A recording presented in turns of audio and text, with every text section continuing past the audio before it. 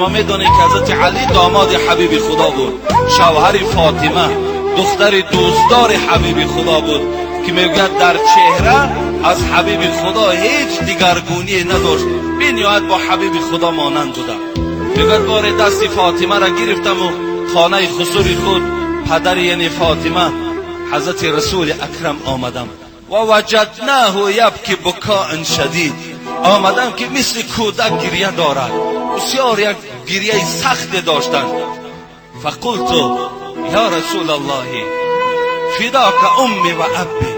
حضرت علی میگوید وقتی گریه حبیب خدا را دیدم خیلی ناراحت شدم، فکر کردم از دست یگان نصرانی باشد، از دست یگان یهودی، یگان رنجش در حبیب خدا پیدا شده باشد.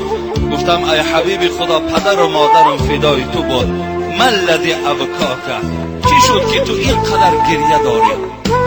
حبیب خدا گشته و به جانب فاطمه و جانب علی چی گفتن؟ گفتن زمان همون شب معراج یادم آمد، شبی که حبیب خدا پیش خداوند رفته بود، سیر جنت و سیر دوزخ کرده بود. گفت همون زنهایی که در عذاب دیدم همونها پیش خاطرم آمد، دیگر هیچ طاقت ایستادن نکردم، برای زنهای امتم گریه میکنم. فاطمه وقتی که نام زنها را که شنید در حال از حبیب خدا پرسید ای پدر عزیز، گفت چگونه زنها دیدی و چگونه عذاب دیدی؟ خواهرای عزیز انشاءالله من باوری دارم این صدای من شاید به گوش اونها رود، این سخن حبیب خداست. رسول اکرم گفت دیدم یک گروه زنها را دیدم که از مویهای سر آویزان بودند، از مویهای سر آویزان بودند. دویم گروهی را دیدم که از زبانها آویزان بود، در حلق اونها چرک و زقوم همون دوزخ ریخته میشد. سوم طایفه را دیدم که پایهایشان براست سینه ها آمدگی و دستها در پس سر بستگی، ما را کشتم اونها را عذاب میداد. چهارم طایفه که دیدم فقط از سینه ها کشال بودن.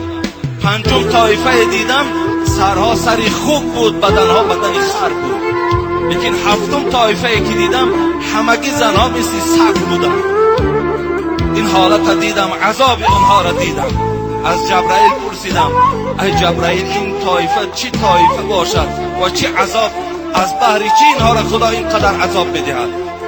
حبیب خدا را جبرائیل چی گفتن؟ اینها میبینی که از مویهای سر کشالن، اینها دخترهای هستن که در دنیا نام مسلمانی داشتن رای که روی مال نداشتن، اینها سرهای لوچ بودن. از مویهای زیبای اینها تا جایی که شوهرها راحت کنن مردهای بیگانه راحت میکردن. از این پریچاسکه هایی که اینها برای پیدا کردن و برای آماده کردن زنا چقدر زیبا پریچاسکه ها میکردن، اینها همون طایفه های هستن که در دنیا موی سری خدا مردهای بیگانه را نشان دادن. اینها را خدا به همین خاطر از مویهایشان آویزان کردن. گفت دویم طایفه که از زبان کشال بودن. فاطمه میپرسد اونها چگونه بودن؟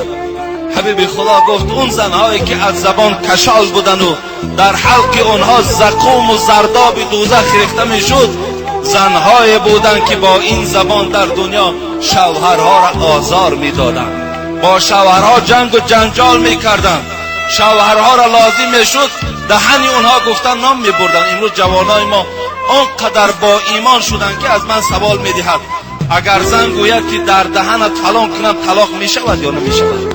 من میگم همین معامله را کی کرد؟ میگه عائله من بر من کرد. تو چی؟ من طاقت میکنم و صبر میکنم و زندگی با این زن میکنم و این زن را تربیه میکنم. ببین این از زبان جوانهایی که امروز الحمدلله گویم که ایمان کامل دارن، از زبان همون جوانها صادر میشود. همین زنهایی که از زبان آویزانند زنهایی بودن که در دنیا شوهرها را آزار میدادند. شاید این صحبت من با یگان طایفه زنها نفارد، لیکن همون زنها ایستاده همین سخن پیغمبر خدا را کمی مقایسه کنند که آیا کدام مرد میخواهد که زن او را آزار دهد؟ کدام مرد میخواهد؟ همه وقت مرد میخواهد که زن او را نوازش کند، سخن خوب گوید، برای طعام خوب پزد، برای او لباسهای او را تازه کند، برای این شوهر دادر و پدر و مادر را احترام کند. همه شوهر اینا میخواهند. دویون طایفه ای که آویزان بودن از زبانها زنهایی بودن که چی بوده است؟ شوهرها را با این زبان آزار میدادند. فاطمه میگوید پرسیدم ای حبیب خدا، زنهایی که تنها از سینه ها کشاف بودند اونها چه عذاب داشتند؟ گفت اونها از چشم شوهر در خلوتی زنا میکردند. شوهرها را که دور میدیدند در حال زنا را برپا میکردند، با مردهای دیگر رفت آمد میکردند. از این خاطر این زنها را خداوند از سینه هاشون آویزان کردند. حبیب خدا را پرسید اون زنهایی که سرها سری خوک و بدنها بدنهای خر شدگی، اینها چگونه زن بودند؟ گفت اینها در دنیا به شوهرها سخن دروغ میگفتند، شوهرها را فریب میدادند. بازم این کوچه مردم کوچه را فریب میداد و سخن چینی میکرد. سخن یک زن میگرفت در پیش زن دیگر میبرد. از این خاطر خداوند با این معامله بد با او مراسا کردند. زنهایی که مثل سگ بودند اینها چیکار کردند؟ اینها در دنیا بخیل بودند، اینها در دنیا حسد داشتند. وقتی بهبودی در خانه شوهر میدید در همو بخیلی میکرد است، در همو حسد میورزید است که شوهر من از دادرم دیده و از برادرم دیده بایتر است و خوشرویتر است و زیباتر است. از این خاطر خداوند این زنها را با این حیوان چیکار کرد؟ مبدل گردانید. از این خاطر من این صحبت بهر چی کرده ایستادم؟ به خاطر که خواهرهای ما بیدار شوند که حق شوهر بلند است. من نمیگویم که زنها حق ندارند. ما درباره حقوق زنها قریب 4-5 جمعه صحبت ها داشتیم که زنها چقدر حق بلند دارند. منم طرفدارم که شوهرها زنها را احترام کنند، زنها شوهرهاشون را احترام کنند.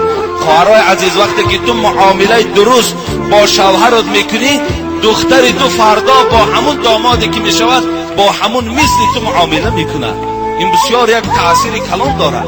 در خانه اگر شوهر زبانی خوب داشته باشد، زن زبانی خوب داشته باشد، بچه ها با تربیه میشود. یکی وقتی در خانه شوهرم داشتم زنم به حرمتی که کرد، عاقبت همه فرزندای شما با کلین و با داماد شما این چنین معامله میکنند. از این خاطر بسیار خوب میشد که زنها امروز اطاعت کننده شوهر شوند. برای ما همین زنهایی که شب و روز در تلویزیون ها نشان میدهد تدای کوچه های پایتخت پر از دخترهای بی‌معنی شده، پر از دخترهایی که گویم امروز جامعه تاجیکستان فساد دارند. همین تاجیکستان ما پر شده است. بس است بگذارین شما زندگیتان زندگی حلال باشد، بگذارین از شما فرزندکای خوب به دنیا آید، شما آینده راحت این فرزنداتان بینید. حبیب خدا میگوید که یستغفر للمرأة المطیعة لزوجها. تماشا کنین، زنی که اگر شوهرش اطاعت میکند، طلب مغفرت میکند از برای او کی طلب مغفرت؟ الطیر فی الهوا. همین آسمان در کبوترایی که میبینین، آسمان در گنجشکایی که میبینین، همین آسمان در هر پرنده‌ای که نباشد، حبیب خدا میگوید اونها دعا میکنن که خدایا مغفرت کن همون زنی را که شوهرش اطاعت میکنه. بین پرنده های آسمان برای که زنی که شوهر اطاعت میکند طلب مغفرت میکنند. باز که والحیتان فی الماء. برادرای عزیز، این هزل نیست، این افسانه نیست. در بحر چند عدد ماهی است؟ ببین میلیارد ماهی در زیر بحرها وجود دارد. حبیب خدا گفت همه ماهی ها در دعاشون دعا میکنه در حق زنی که اطاعت کننده شوهر است. میگوید خدایا مغفرتش کن. تماشا که وقتی پرنده در حق دعا میکند، ماهی در زیر آب دعا میکند، والملائکه فی السماء. حبیب خدا میگوید ملائکه هایی که در آسمانند عدد ندارند در حق زنی اطاعت کننده دعا میکنند. والقمر و شمس، آفتاب و ماهتاب در حق زن اطاعت کننده دعا میکند ما دامت فی رضای زوجها. تا زمانی که زن شوهر راضی باشد در حق این زن همه آنچه که نام بردم حبیب خدا بود در حقش دعا میکند. بسیار خوب میشود که خواهرای عزیز، نه برای دادر جنگ کن، نه برای برادر جنگ کن، نه برای خواهر جنگ کن، نه برای مادر و پدر جنگ کن. همیشه احترام شوهر تا بجا بیار. همیشه هر چیزی که نقشه که میکشد از نقشش بیرون نشو. خاطر فرزندکان، خاطر روز قیامت، خاطر روز گویم که قبر، همه اینا را پیش چشم بیارو. خاطر هیچ کس نبین، خاطر شوهر تا ببین، شوهر تا احترام کن. اگر من باوری دارم همین خواهر که 3 کودک دارد، از پشت همین دادر که جنجال کرده 1 هفته در خانه همین دادر بیست، باور که همین دادر خودش از خانه پیشت میکند، میگد برای من تو در کار نیستی. این معامله رو در این حیات همه من دیدستیم.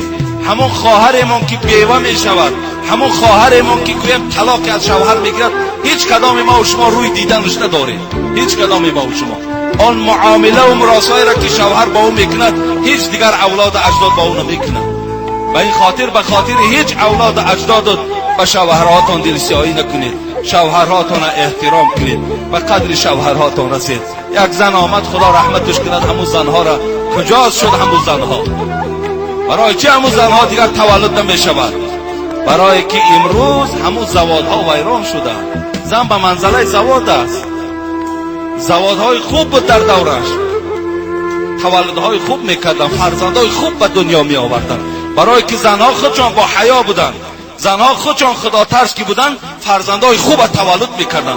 برای چی امروز مردم سوال میداد سعدی تولد نمی شود، حافظ شیرازی تولد نمی شود، ابو علی ابن سینا تولد نمی، چرا نمی شود دیگر؟ برای که زوادها ویران شدن، برای زنها بی حیا شدن، برای زنها دیگر از خدا نمی ترسند، برای اینا دیگر فرزندهای خوب خدا نمی دهند.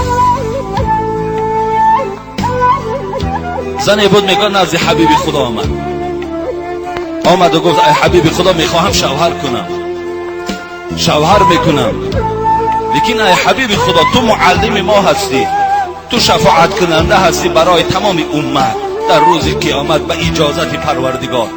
چی توصیه میدهی؟ حق شوهر چگونه هست؟ حبیب خدا چی گفتن؟ گفتن خواهر عزیز گفتن شوهر کن، خوش به حالت. بهترین زن همون زنی هست که شوهر دارد، بهترین جوان همون جوانی هست که زن دارد.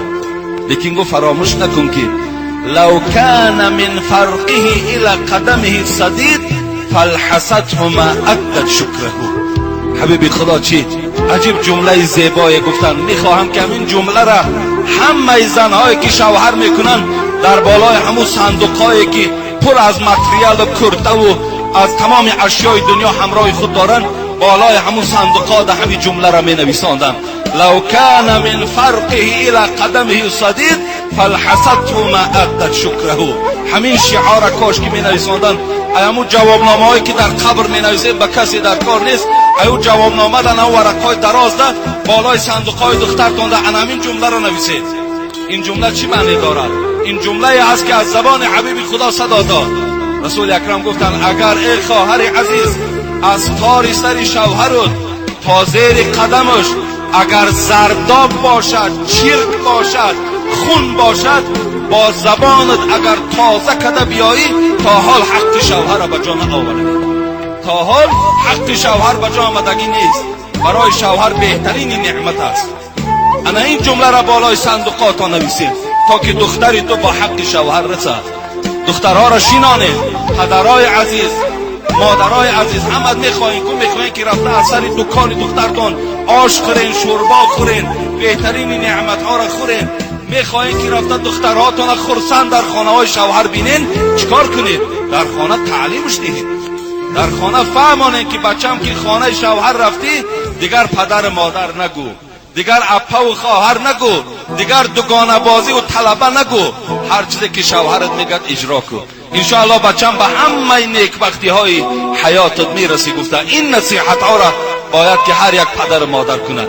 اینجا یک خط دیگر آمده است، میگوید که مرا شوهرم 3 طلاق کرد. این خط در پیش من است.